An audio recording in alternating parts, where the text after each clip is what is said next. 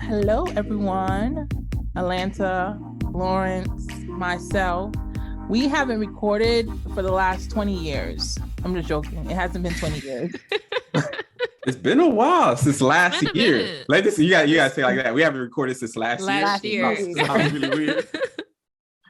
Yeah, it's been a while, but I'm excited to record. A lot has happened. Lawrence doesn't want to work anymore because he now does, rich people stuff. He just gone to, where did you go, Lawrence? Like, I don't even want to mess it up because you probably went to like 14 places. We go to a lot of places. But it was so good. Like right now, I feel so good from it. When you come back from a vacation, you finally settle back in. You're like, oh man, I feel really relaxed because we flew down to Orlando to drop off the dog. So we gave the dog up. We were like, hey man, at the parental's house, the in-laws. We got on the flight, went all the way to Lisbon, Portugal. So we were there for a bunch of days. We went up to different regions that's close to Lisbon, like day trips to Fatima, Nazaré, Oviedo. And then we went to the central region, which is kind of like where you see the colorful palaces, that kind of area. So that's cool. And afterwards, we got a rental car and we drove across to España, and whatnot.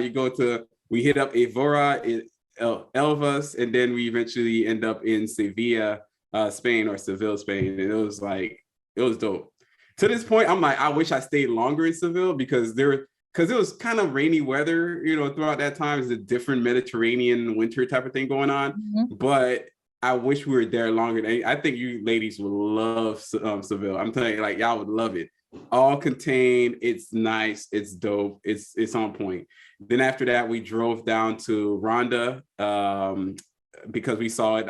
At least we definitely saw it. It's like from Lord of the Rings. We wanted to go check out that entire arc. So we drove all the way down there. We swam back up around to Albufeira, Portugal, where it's kind of like a beach area of it, the Algarve coast. And we went all the way back up to Lisbon to wrap up this trip, man. Just pulled it out, wrap it up. It was like 12 days, absolutely amazing.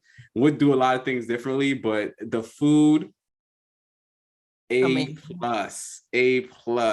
Keep it rolling. I got some Portuguese rolls right now from Trader Joe's. It's just that good. The wine is on point. The experience, I'd actually highly recommend it to anyone because it's so all inclusive, and I think the price is it's fair. Fair. Okay. You fly that's what I love about Spain. Yeah. Fly to Portugal. You could fly to Europe, then that's fine.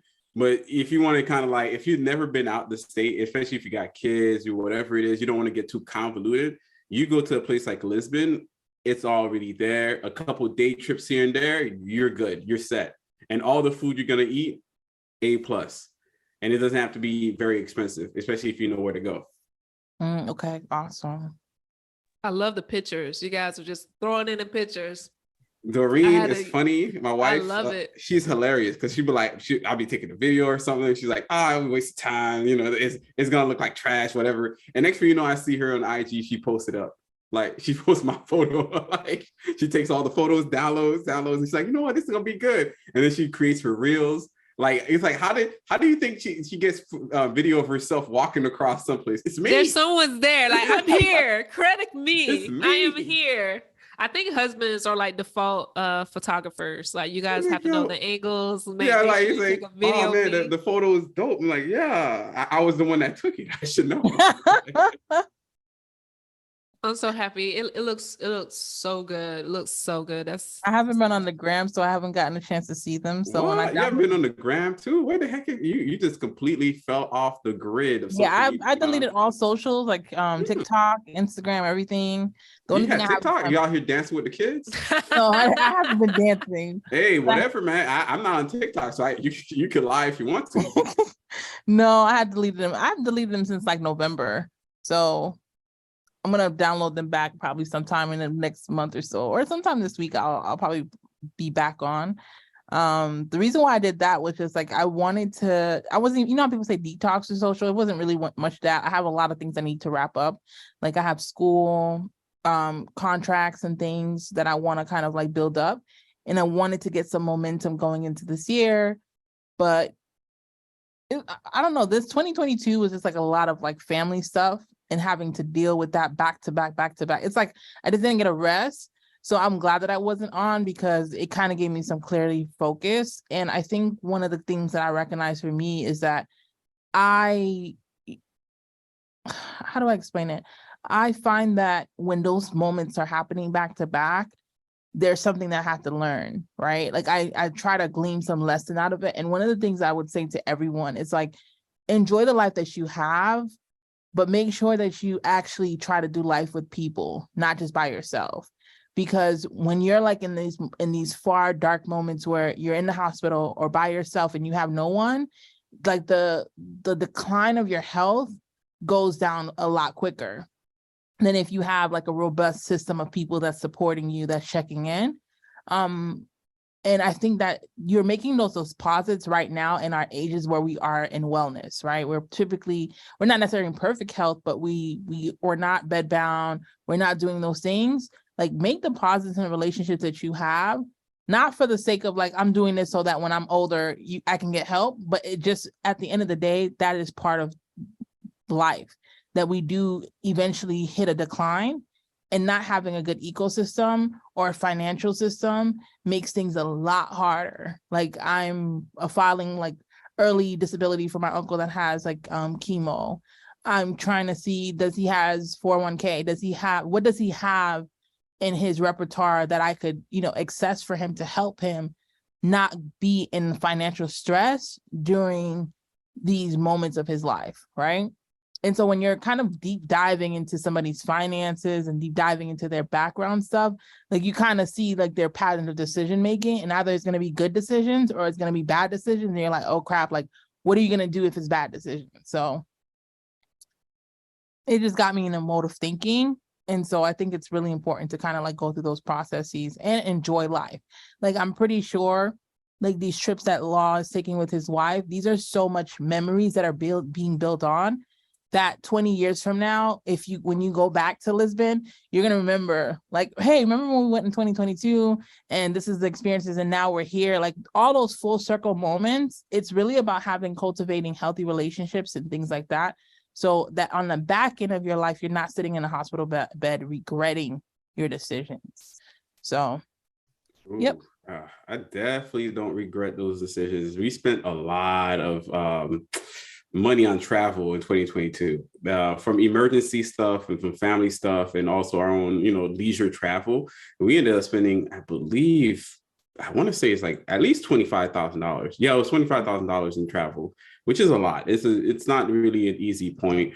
And I guess I make the effort to showcase traveling from a different lens, because I think now social media, we've seen it's more grandiose, it's more super luxury, it's more like, how do you look, how do you, like, when you really travel in 90% of the world in the 90% way, you find that people are dressed normally, people are very casual, people are really enjoying their time, they're eating, they're having conversations, and they're just going about it. And for me, it's not really about I guess at the end of the day, to showcase or flaunt to anybody what it is.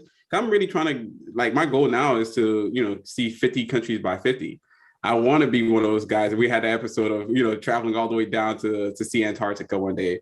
I want to do those things. And these are things that my wife will tell you, like, on my Google Maps, it's always been highlighted in the Google Maps. So when I show up to any area, I just zoom out. If I'm in any location, I could zoom out in the area and be like, okay, let's go to this restaurant. And she's like, oh, this is a dope restaurant. I'm like, how'd you know? Because I already had it on my Google Maps. I'm able to see it right then and there. We could just go check it out.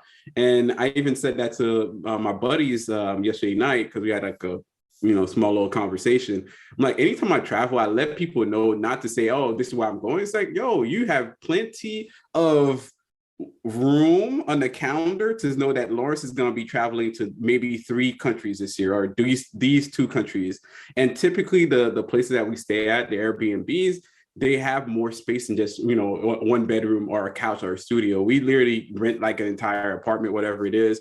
And sometimes at least the last unit had 4 more bed space for anybody that wanted to pop up. It's not like we're there all the time. It's something that I'm trying to show people, is like, hell, you just have to, if you just grab and pay for your travel, you could pop up and you just sit out at the Airbnb. Even if you don't want to spend any other money outside of that, just sit in this country and you'll find the different perspective and the different flow and that detox that we all generally need. So I hope that one day, years from now, my friends will kind of be like, oh, you know what? I'm gonna be there. I'm like, hey, say no more, fam. Say no more. And you want me to pick you up from the airport? Because sometimes we got the rentals as well.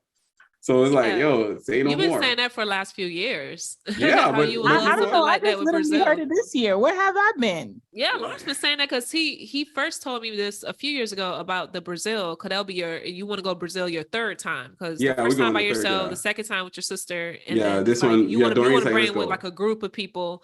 Yeah, I wanted to bring a group, but people be like, I'm like, I can't help. I can't force people. We're going to Brazil or South America. We're going to be going to Argentina, Uruguay, Iguazu Falls. It's going to be dope. And then Rio de Janeiro specifically, not just all the Brazil, but Rio and maybe Sao Paulo because we have to fly through, but Rio for New Year's of next year.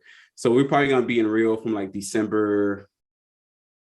I want to say from November 29th to January 5th of 2024. So basically, we're crossing over the new year. Okay. New Year over there is different because there's different countries that do New Year's different. We already know the New York one's super cold, super packed. It's super hey, it's nice, but you almost have to bring an adult diaper because there's no potties or anything like that. Like it's really bad. But Rio's version of it is like the entire beachfront is an all party. Everybody outside, street party, whatever you want to call it. Every area is, bumping different music and fireworks all across. You could Google it right now and you'll see, like Rio, New Year's, and you'll see like nothing but fireworks all across the beach skyline. It is amazing. It's phenomenal. It's just a good time. I think it's a great way to ring in the new year versus it being the cold. Right, like just freezing. You looking it up right now, huh? I bet you're looking it up. She's like, I'm about to Google it. Yep, for sure am. Yeah, we haven't been together for quite some time since last year of 2022. So but it's such a blur, like everything that happened, like unexpected, like medical issues and traveling, like you mentioned, Lawrence, and like everything just kind of like rolled through. That's when people like, what was the lesson learned? Why are you saying from 2022? I'm just like, at this point, I'm just grateful. It happened. I got goals, but dang, I'm tired.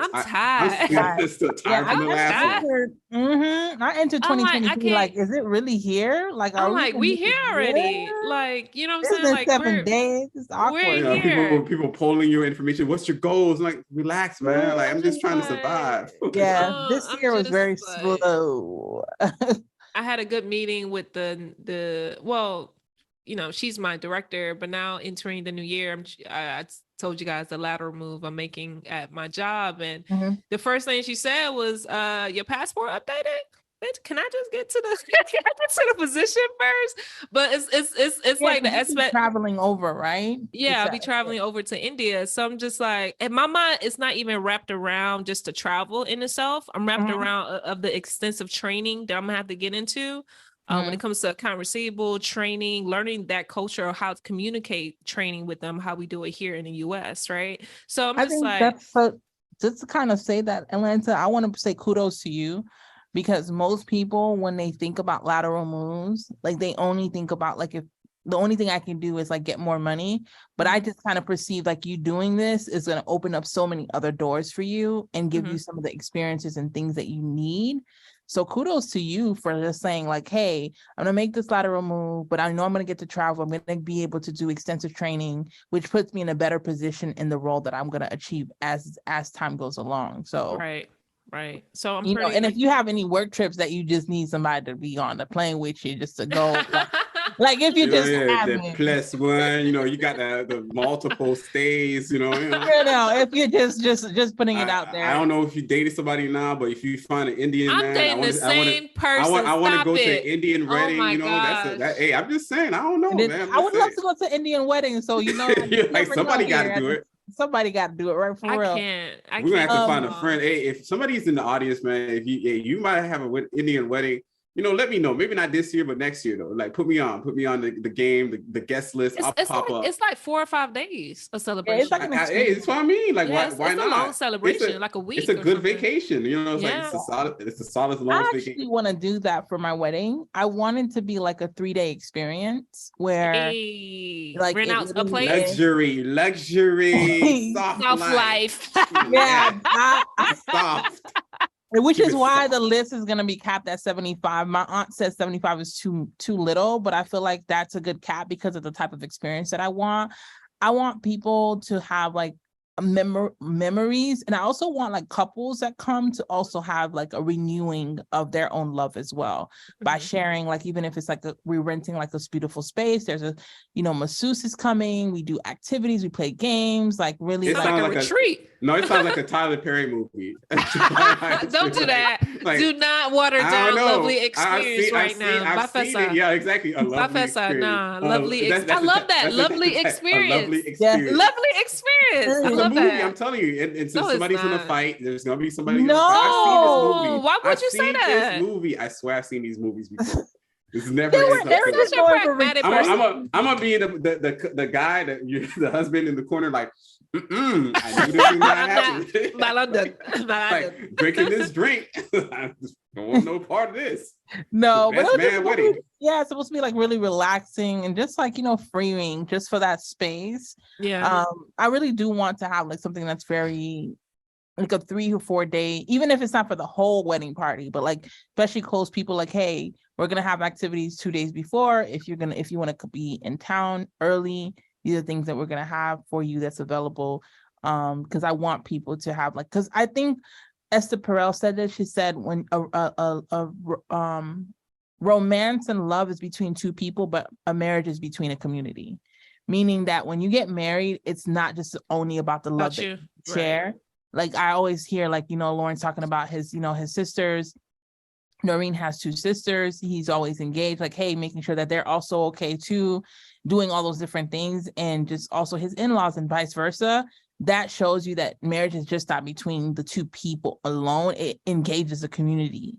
And so I think that's like the beauty of the institution of marriage. What I think our generation has kind of like I think because of the past relationship that we've only seen the bad, but I think we forget what bringing families together really actually can do and the meaning behind it when it's done with a lot of love, compassion, and care. So I think that's like my hope with the whole 3-4 day excursion experience. Speaking of weddings, shout out to LG wife Doreen D for sharing the wedding budget with me, because after I seen that, I was just like, you do this. Budget it's tight. Was it tight? It was extremely tight. And of course, I follow up with questions. I asked both of you the same question, and it was funny enough, different responses. But it's very, very tight and extensive. But I think what I may decide to do, and I spoke to my partner about this, is an engagement party for people like family and friends, but people I know won't be invited to the wedding, because I really want it small, because my family alone, like my side of the family, is 40 plus. Oh wow. And they're it happens. They all have to come. That list happens really quick. No, I'm telling you, that list comes up really because my quickly. mom is the middle oldest or something, but she has like 5 or 6. I think she's like the middle oldest of 8 or something like that. But the ones I'm closest with here, like my auntie kids I'm close with here in Florida, they have children and they have husbands. So I can't exclude the children, because now they're older children. You're gonna do another a no children wedding. Oh yeah, they do the no children one. I don't want to do that. I don't want to do that, because the youngest I have, the youngest niece I have is Kai, the one in Boston. My brother, youngest daughter in Boston, and Kai is 4 or 5. You know what I'm saying? And my goddaughter. The kids also need it too. It's hard. It's a hard. You know what I'm saying? So it's just like I'm having an engagement party maybe like 4 or 5 months after the engagement, and then entering the wedding like a year out. I'll have like really close knit. I won't be able to invite anyone. Like financially, I would not be able to invite everyone. It's a lot of money. It's a lot of money. And then on top of that, when I spoke to Doreen about it, it's like the people who didn't even make it. Yeah. You know what I'm saying? So just like, that's something I had to cut through too. So if I know my family and the close friends I know will most likely will make it if anything does happen, but I have to keep it very, at least under, like I wasn't even trying to get to 100, but unfortunately I gotta keep it under 100, but it doesn't look like it's going to be that way. But seeing that budget, cutting the at least list. you know that other lady on I sent you guys on IG. She's like, the video that went viral. $250,000. Feels like broke. You see how she said broke? Feels like broke. A $250,000 wedding, and he was right. The way he even framed it, a $250,000 wedding. That's you like crazy. you bugging. They're from New York. Bugging right now. Be like, no, from 250, from $250,000, from what she said, and for him saying the courthouse, that is a huge difference. But everybody ends up at the courthouse. Like, you got to go do the sign at the courthouse, and some people keep it cheap. But to your point, not every family operates the same. So nobody should feel pressured to do a wedding. I think sometimes a wedding is good if, if it's the first kid in the family to, do the wedding, and the family hasn't seen the wedding in the last 5-10 years. It's a good thing for even kids to see weddings, because then they can normalize in their heads, like, oh, people can have good relationships. People can get married. And then everybody's having a good time. Look at all the families smiling together. These are also memories for them too. And I think that was the reason why we ended up doing it, because we just want to make sure that her family's good, my family was good, and even our friends. Ever since then, we've had 2 marriages and 3 kids, 3 babies. It's a trickle down effect. Like, it kind of influenced others, because right after you guys got married, engaged. Some people I guess at the engagement was like, oh man, this was so nice. And they literally said this was so nice. And you could tell the wheels were kind of rolling in some of those guys' heads. They're like, you know what? This assessing the situation. It wasn't that crazy. It wasn't that terrifying of a scenario. And it's okay. It seems like everything worked out. And I think that's what's really important. And some people they decided to elope, and it saved a lot of money. That's amazing. Like, you do what you need to do, but it's not going to look the same for everybody. Trust me, I wouldn't mind eloping at all. I don't even know how much we paid. It's so much money. It's just so much money. Yeah, I wouldn't mind eloping. 30? It was like 30. You saw the budget. Right. So the total was 36, but since you both had money coming from both of your parents, but what y'all paid, I guess the offset of that, what y'all paid was 23. 23 plus the rings and that's but she did. Yeah, I accounted for everything. I think I ended up being at 40. I count everything from the moment that I got the engagement ring all the way through the marriage, counts, because that's just accounting. It's just because obviously you wouldn't have the wedding without the engagement or the engagement ring. All these things are kind of linked together, in my opinion. So is it real without engagement ring? I guess it's still real in my opinion, but in this sense, people just want, I don't know, the engagement ring. It's actually there's a lot of these new social norms, and I say new because they are new. They haven't been, in existence for the last 70 years is the max range where these things started coming around. It was marketed to people and people believed them to be true. People didn't even have wedding rings 70 years ago. Like, generally that wasn't the thing that people cared to have. Or weddings to that level. People got together, people got at the church, people got a banquet in the courtyard of their house, that kind of thing, but not the way that it is now, where people are trying to get $250,000 weddings. And for her to even say that, I'm not even shocked, because she's living in this, alternate luxury, social media or, entertainment reality. And for them, $125K wedding, that's flatline. Like 150, 200, that's doable. That's crazy. It's still crazy. You're inviting everyone from the block at that point. No, but it's not. No, they're not inviting everyone though. It's everything is so expensive at that level. The flowers that they're getting. Some people are doing it on yachts. Some people are doing it. Hey, we're flying everybody over there, and they're doing engagement, bridal proposals now. Bridesmaid proposals are happening. these things are becoming lavish. Like your photographers now are what, 30K for the photographer, just for the photographer. People want the extinguished viral moments, and they want to be published on like the wedding on Essence or some kind of wedding special, something like that. People want those moments, because I still remember this video. It was a while ago, but she went viral for her wedding. The wedding was like extravagant. It was beautiful chocolate couple, and they got divorced.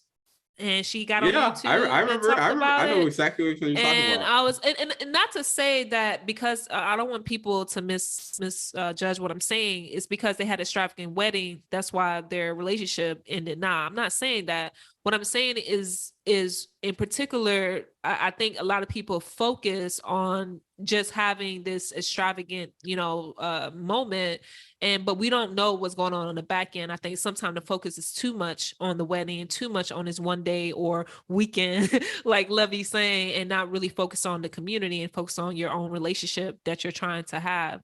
But yeah, I remember those, like, people really trying to have those viral things. And honestly, I'm going to keep it with my wedding. Don't bring your phone.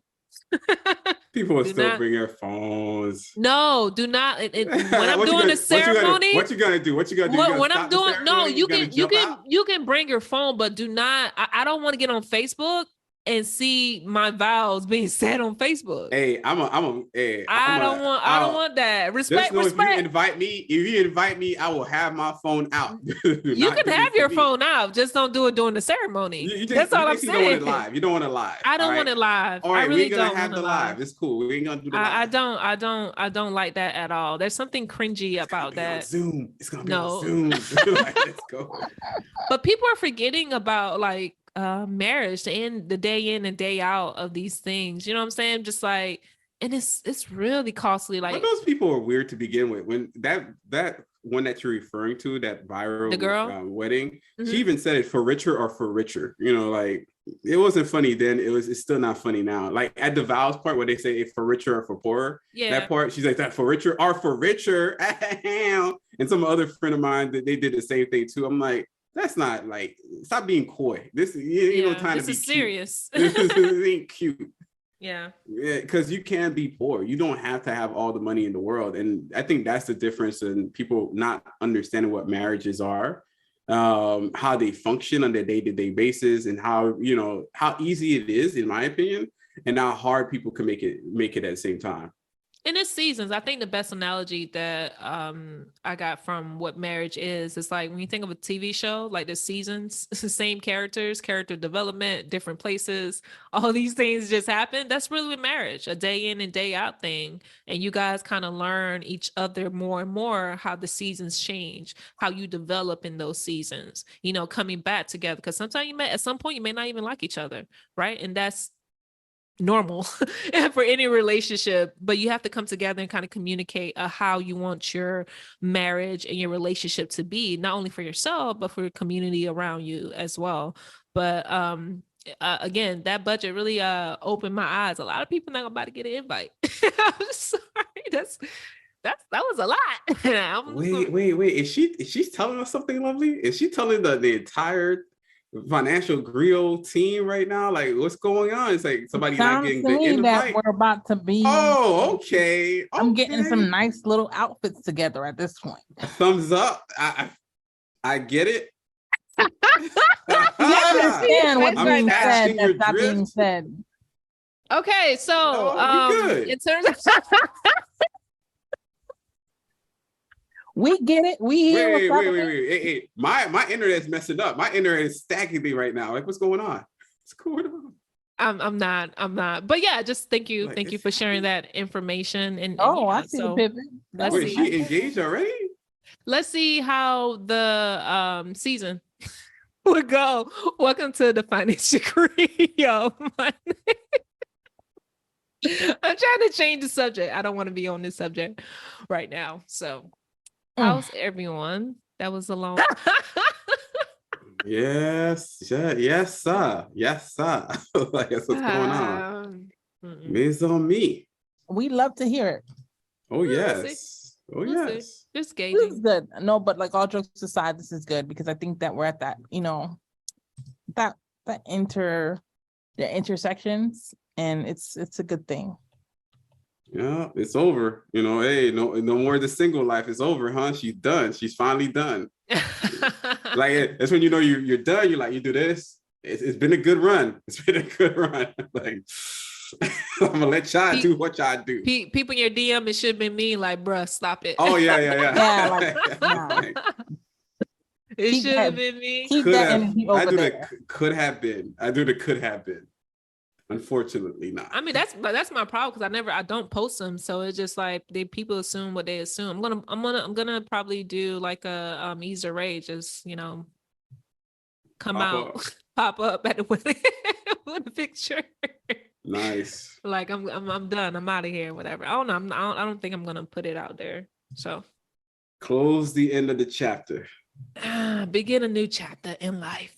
Yeah, relationship change. You have to figure that out because it's one thing to just say I'm gonna stay at home, but you also have to provide value, which I don't think a lot of people are truly cognizant of when they say they're gonna stay at home.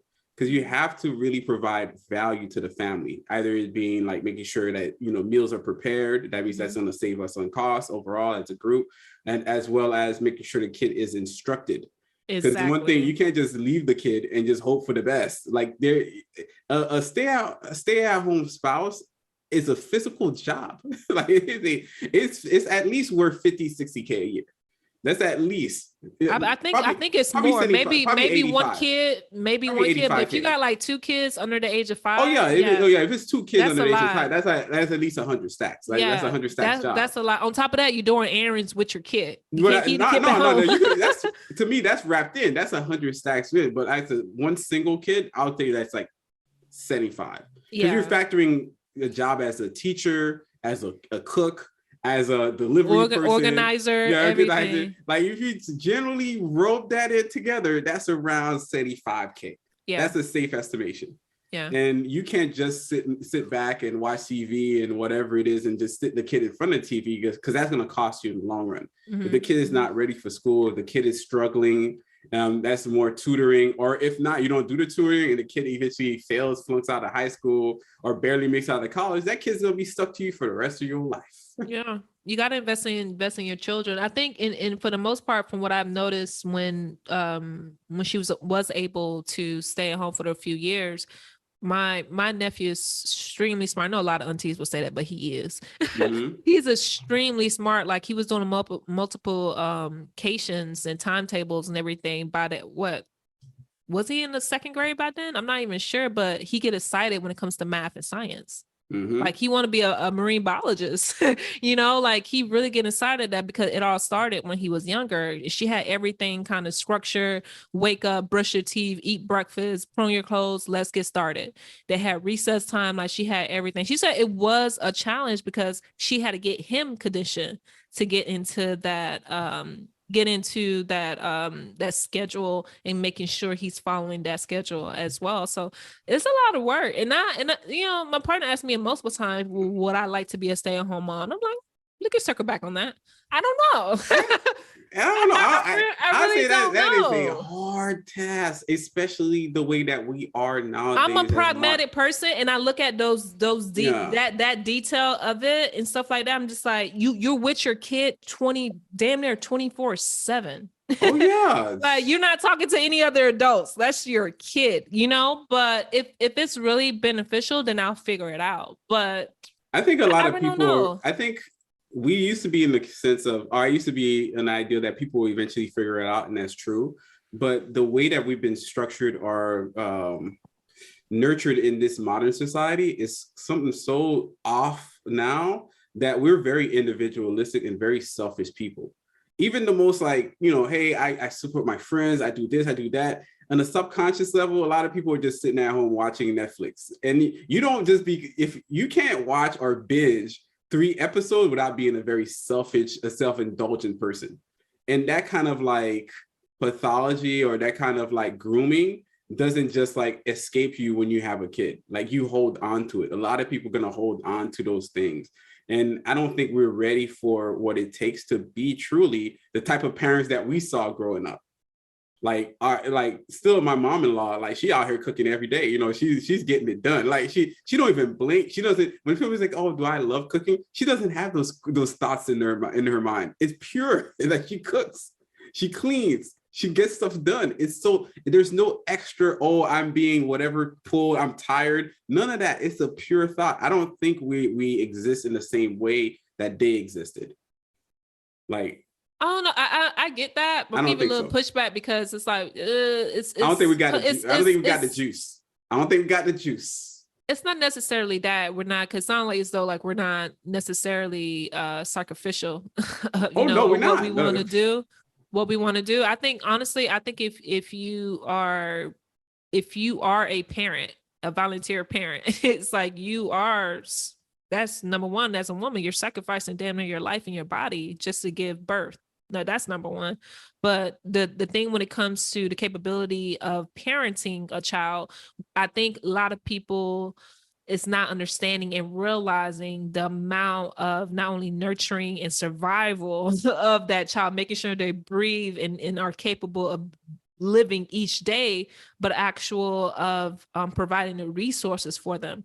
I think for me, I can't really compare my parents, my mom, for how she raised me and me looking into how I would raise my children, because it was survival for them. Like you ate, you got clothes, you're at home, you good. Like the things that I lack, coming into a woman or just adulthood, I didn't get when I was younger. So it's like, I need to make sure not only I provide a basic necessity of survival for my children, but I also want to provide the resource. I want to provide them the emotional maturity. I want to provide them how to communicate and not always do tantrums when you don't know how you're feeling or whatever. I couldn't do that when I was younger. If I had a tantrum, I get a Zoclo beside my head. Oh, you get hit. You get hit. So I really don't like to compare though, because that's totally different, because our parents were only doing what they thought was best for us, and that's basic necessity. Because honestly, that's the only thing they could have done. You know what I'm saying? So because they're thinking about bills, they're thinking about all this other stuff. Just thinking about, yo, we're not gonna get evicted. Where am I gonna pay for this water or this light? They were thinking about that. So I'm not trying to compare that. I think it's like, for us, it's not really a sacrificial thing. I think if for us, it's more or less, how can we provide not only basic necessity, but more of the things that your children needs? Because it's a long-term investment of what you put into your child every single day. Like you were mentioning about providing the needs and everything that they need for skill sets, and providing them the space and environment so that they can be prepared in the next 5 or 10 years. So yeah, it is a lot. Like, how does that look? Yeah. I guess I don't want to like make it seem a dour thing as much more that it's going to be different. I think that's what I wanted to kind of, I guess that's the only thing I would like to impart on anybody. Is going to be different from what we thought it was. And the way that we react to things will also be different too. So I don't see us parenting in a way that is familiar anymore. As the person standing at the kitchen making breakfast, lunch, and dinner. It's a lot. Remember how long it took for them to do that? That's a very long time to make that kind of structured food on any given moment. It's a lot. I've also watched my father-in-law when I go down south. Like he wakes up at 4 o'clock in the morning. I wake up too, because I know when he wakes up. But he's out the door to go do something. That's a whole different type of guy. His generation operates and lives in a different space. To be out the door at 4:30, 5 a.m. in the morning for whatever reason, I just don't. I'm looking at myself. I'm like, 5 a.m. to go there. I don't know. Like, I don't have that juice, especially at my age. I'm like, I don't have the same juice like you doing out here, man. Out here at 5 a.m. in the morning to go do, let's say, for example, if somebody a dad out there decides to go do Uber, at 5 a.m. in the morning, and then come back home at like by 8 to be prepared to go to work. And then after work, do the Uber all over again. By the time they get home, it's like 9 p.m., 10 o'clock, and they go to sleep and they do it all over again. And they do this nonstop for a good 15, 20 years. Can you imagine that life? Like, I don't think a lot of our generation has the juice in that sense. because I think that like LG was saying, I think the directive that he was going into is just like, we want to parent differently, like what Atlanta's saying, the emotional social component, but I think we're underestimating, like when you look at the real stats, for example, right, the average salary of a Black woman, Black man, or average salary of a white man, white woman, Hispanic, all these different things, right, and the number of monies that needs to be for us to be able to be as emotionally available as we need to. I don't think we understand how much the financial weight plays a role on that. Like you said, the parents are in survival. We think that we could do better because we know better, but I don't think we underestimate that if you don't have the structure for it, that you end up somehow being default back to survival again, because they're in survival because of the financial strengths and all the stuff that happened. We're saying we're going to go do a lot better. But then if you look at our financial situations, they're pretty much the same. If you start looking at the whole, not just like the few of us, the outliers that are doing a lot better, most of the people that I know now that are parenting, they're on survival mode. They're just a little bit more lax with their children. They're a little bit more, the direction of how we're raising them. But then I don't think we have like some of us are not like LG saying, I don't know a lot of like men that I know that have children that are up at 4 doing much of anything. And the women are like, these men are not, the men are not being men. One of the things that I've been talking to a lot of my friends about is culture, the gender roles. Because we've kind of said, well, we're not going to be in the kitchen, we're not going to do all these things. The men also say, well, I don't got to be up at 4 to do the extra Uber rides, because we're going to be like, like kind of like one cancels out the other. It's not either right or wrong. It's just different, and we're going to have to figure out what does the new norm. How can we do better, and how impactful is the better going to really be? Like, we don't know that, because we have to see what does this set of children being in this world look like. We saw how we grew up and we saw how we turned out. I think a lot of times we underestimate some of the things that we called harsh and bad, how much it actually shaped us it gave us resilience. And in this generation, they don't have much resilience. Like, they don't know how to be okay with no. Like, the whole idea of perseverance and grit is like, we're not trying to do that. Because the whole idea of hashtag soft life, but life is not always soft and life is not always fair. So it's like a balance, I'm saying, meaning I don't know how we'll do it and how it will turn out, but I don't want us to throw away everything that they did, because I don't think everything our parents did was bad. I just think we need to refine some of it. And yeah, I don't know if breakfast, lunch, and dinner is something, you about to get Uber Eats on one of them days, right? Like, that's just what it ends up being. My mom didn't do breakfast, lunch, maybe on occasion breakfast if she's off from work. But I mean, I'm in a Haitian household. Whatever she cooked that was de sauce and it was still leftover, she heat that bad boy up. There's your lunch and dinner. If we still have any leftovers, there's your lunch and dinner. Yeah, that's what it is, and that's all it was, because she have to work. But my mom made enough food that it lasts, and then if she needs to make more food, she make more food. But it was a lot of us in the household, so I was just happy I was fed.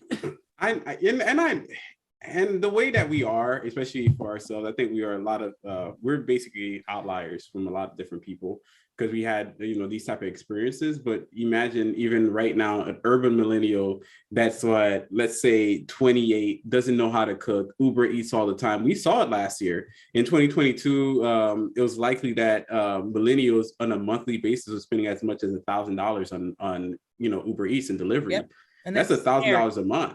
Period. Like, that's an insane amount of money just for one person. And on top of the fact that they're actually cooking or even going out to bars and stuff like that, this is where money is going. So I guess what I'm saying is that to Lovely's point is that, yes, that generation was in survival mode, but we're not even there yet. We're not there in the conception of what survival mode is, when you have to take care of all these kids and also feed them. We're in essence where we don't even feed ourselves in the right way. So that person that's spending $1,000 on Uber Eats is not likely to give that up in one fell swoop. They might cut it down to 500, but then they're gonna have the family budget go all the way up to 750.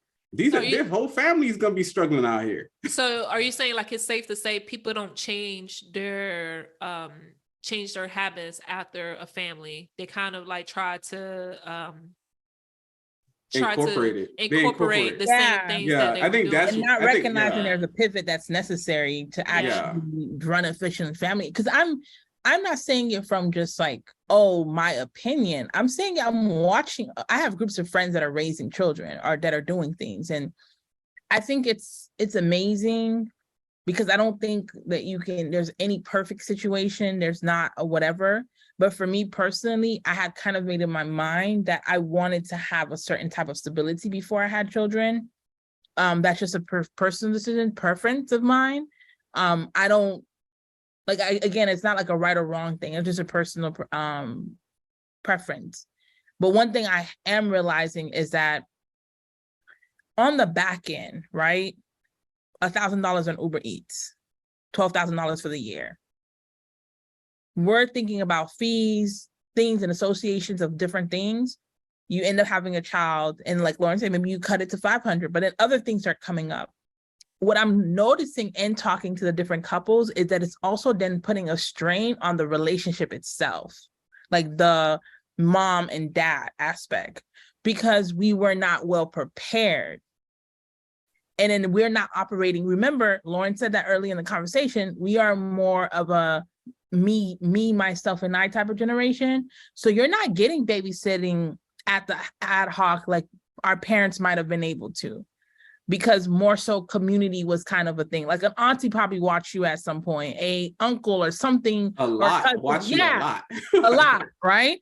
But not like now we are the aunties. We're in Lisbon. We're in Brazil. Okay. We're in you do the watching them. You like watching them. You gotta go. I gotta go. I got things to do, you know. Things to do. Or what do you mean? Like what things to do? Watching TV. Watching TV. Like, you know, like we're living. Keep in mind, like we're the new aunties and uncles that are coming up. And look at like Lawrence, pull up your calendar. Atlanta, pull up your calendar. It's completely different than what our aunties and uncles' calendar looked like, right? They were like down the street, you can call them. Like, I'm thinking about like all the stuff that I have to get to do. Like, even for me to have been physically here for my uncle, I had to cancel things. Like I had to, like balancing it out. And, you know, I lean towards, of course, you know, doing in my mind, the right thing, because I feel like if I didn't do that, I don't necessarily think it would have been a wrong thing, but I put myself in the position of doing what I think is good for the family and people, right? But not everybody's going to make that decision. It could have been like, babes, I already have this on the schedule. I'll see you later. Okay. When I come back, well, I hope you make it through the season by the time I come back. And that was like hit you with a tis of season. Yeah, like, you know? So I'm just saying that I do think that we're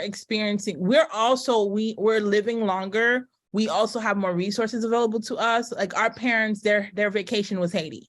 Like if they did ever go. If they ever vacation at all. Yeah, if they ever vacation. So then, but we're talking about. Do you consider Haiti a vacation? No, what I'm Not saying. really, too. Every time my mom goes, it's always something she had to do. Yeah. But that's what I'm saying. Like that was their version of living. But our version is no, like, hey, Atlanta, what were we talking about? You were talking about going to Ghana. Like, you know what I'm saying? So it's just like, I'm pretty sure it's very different from your sister to say, hey, I'm just going to drop off the kids for a week or even an afternoon every afternoon. You might be able to do it 1 or 2 times, but it won't be the same as I feel like our parent generation, they had default people that they could do this stuff with. And I don't think we're underestimating that. Yes, they had to do a lot of struggle, but they had a lot of village type help that I just don't see our generation cultivating that village and that community on a broad spectrum.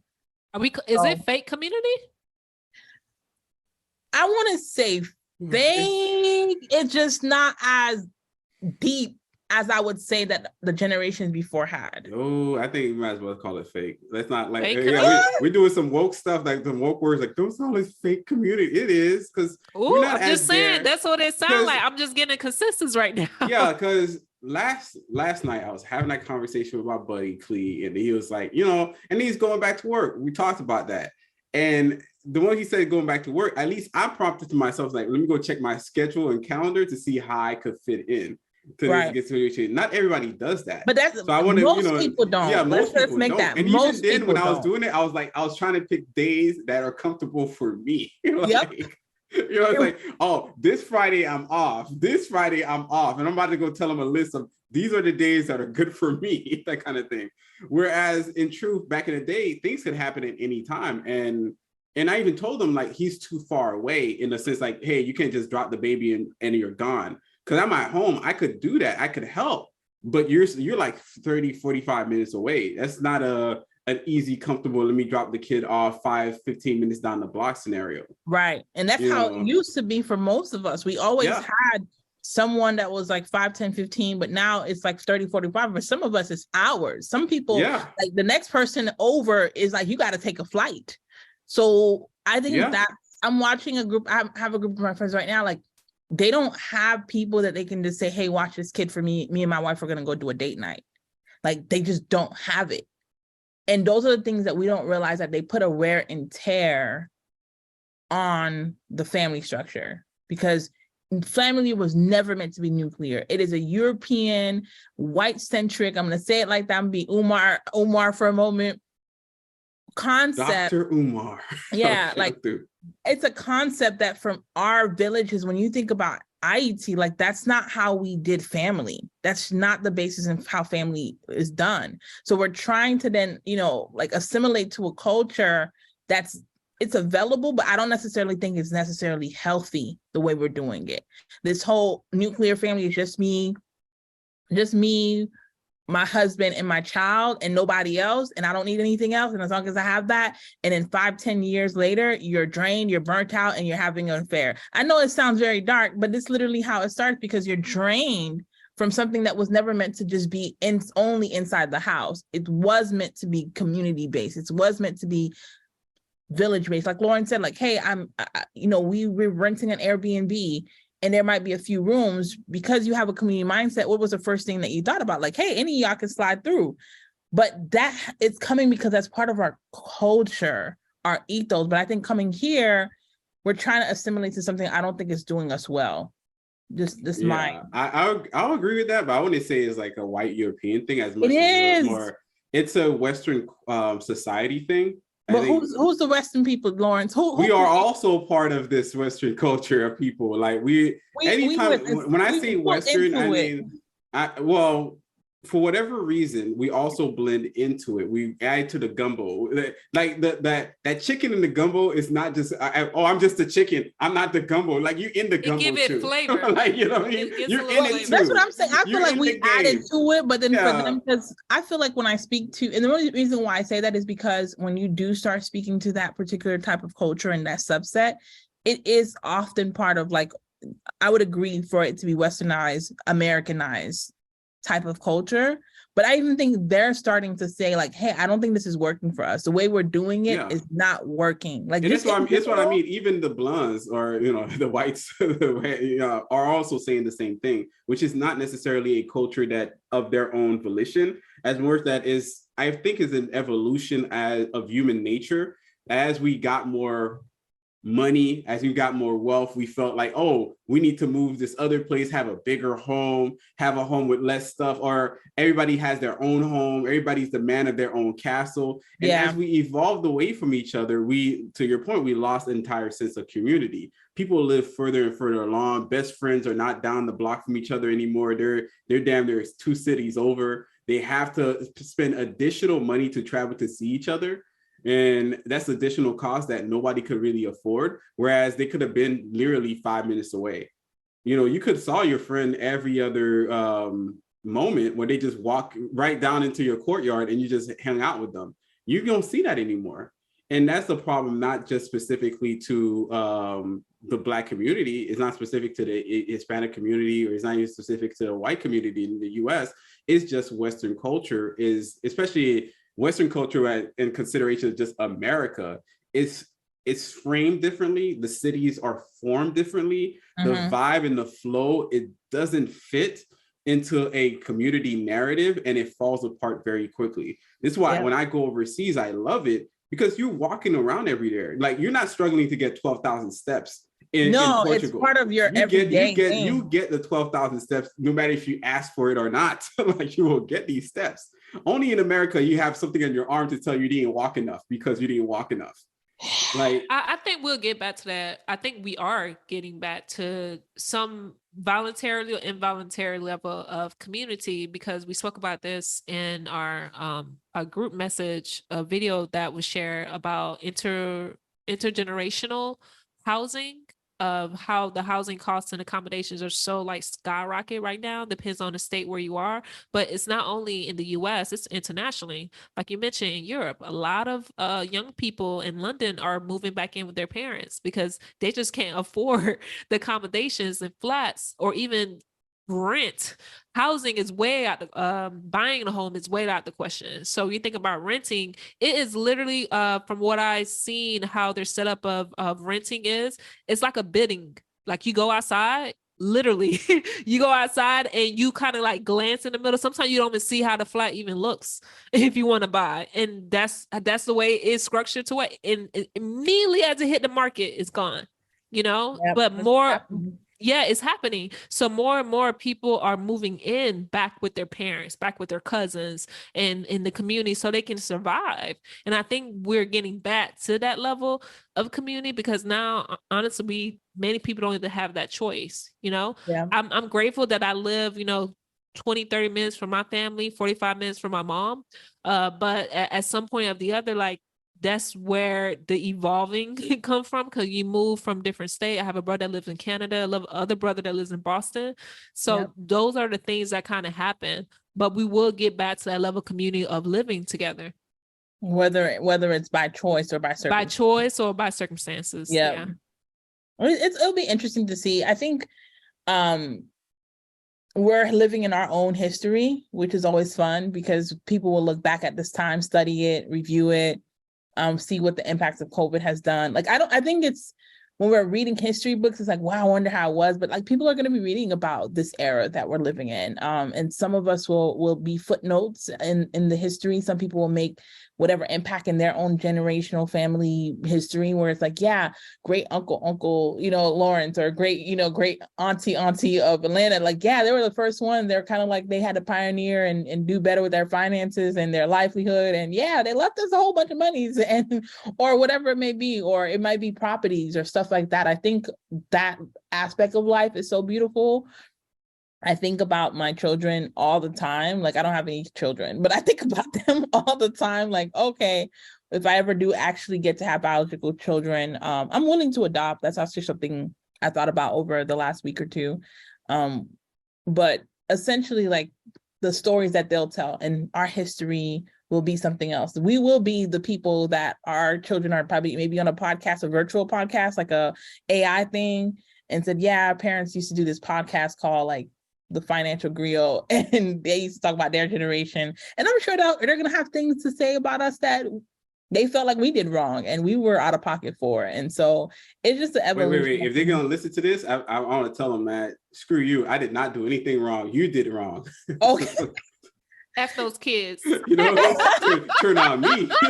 like out here listening to me and say I did something wrong. Like, the nerves of you. I gave you life. You got money that you blowing right now because of me. Let's right. Stop the cap. Stop the cap. Yeah, so I think it's going to be interesting. And I think, I don't know, maybe it's me, but I feel really young. Like, as much as like we're growing and we're becoming older, I feel like I thought at this age I would feel like old and feel like, oh my gosh. But like, I don't use old. I use seasoned. Yeah. I'm very seasoned. Yeah. Because I seen how I looked when I was younger. I did not look good. The glow up happened. Opposite effect. You're like, I don't want to go back. I remember struggling. I live in like a struggle life. I'm like, I like this soft life. I like this life. Like, yeah, if you remember all the struggle, I'm like, my memories is different. Yeah. I just thought, I don't know, back then thinking about being this age now, because I'm 31. Am I 31? Yeah, I think I'm 31.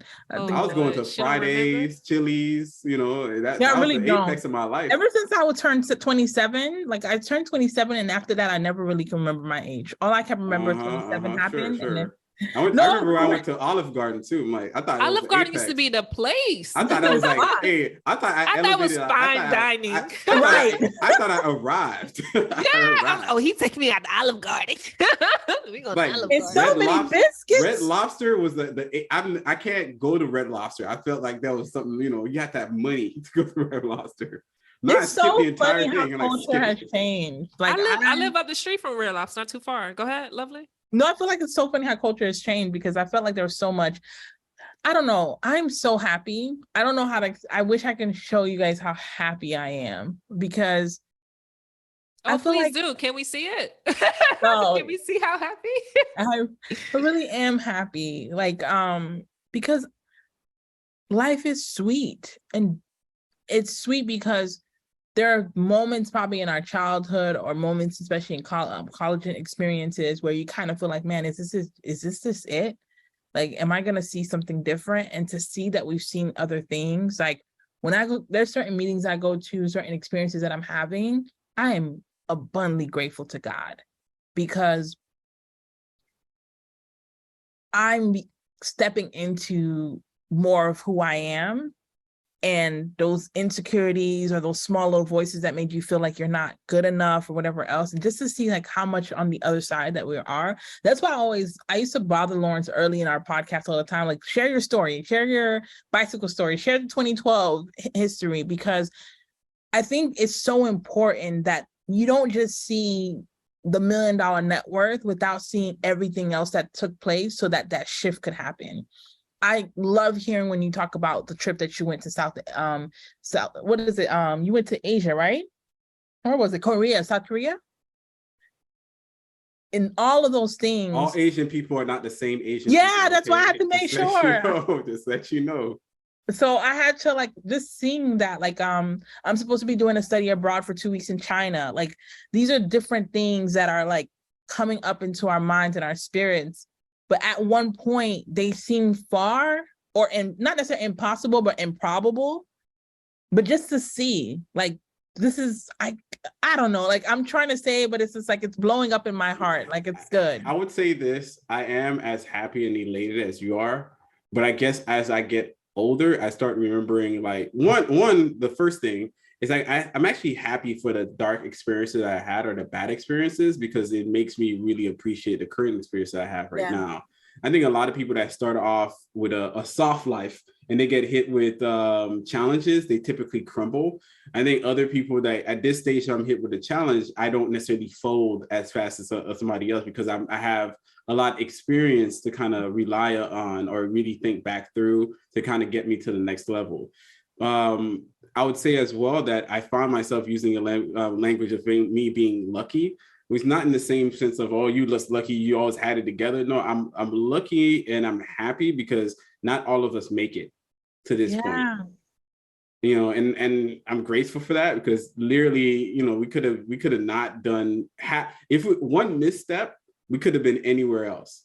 Man, I was thinking about that the other day. I was like, I know people that have gone through some of the things that I've gone through, and they just gone to the deep end. Like, they never recovered.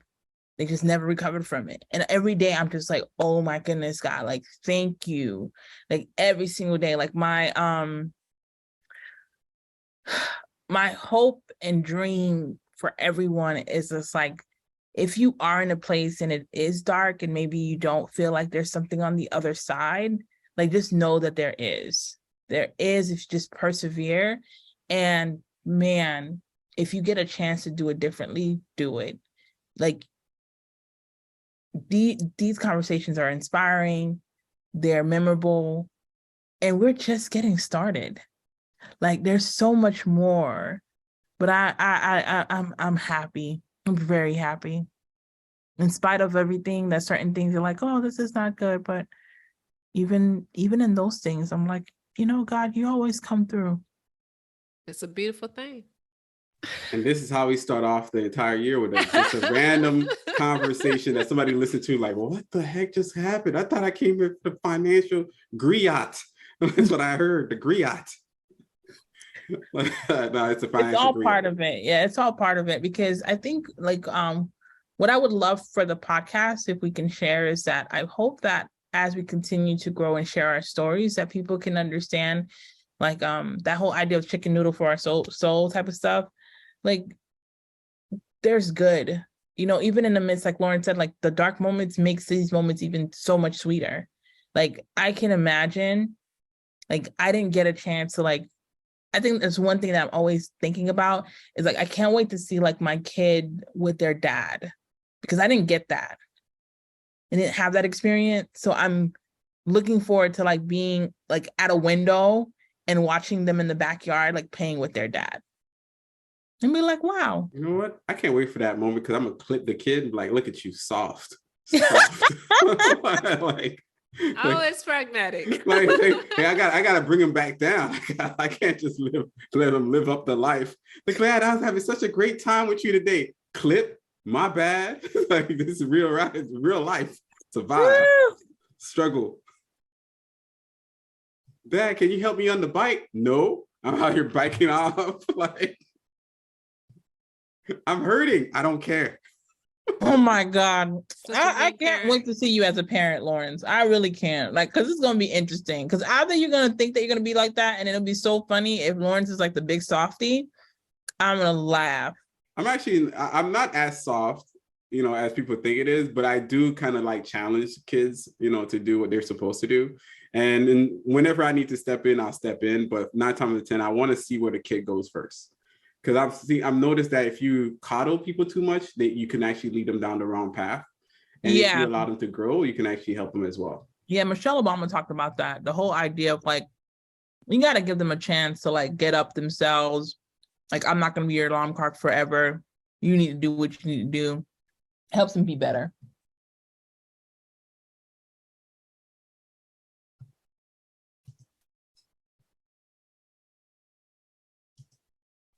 What happened? You didn't pay the Wi-Fi? No, my wife, because I know Doreen out here on some, she got her Apple sucking up the Wi-Fi, probably. Or maybe she's trying to, like, let me watch this show. Something going on with my Wi-Fi.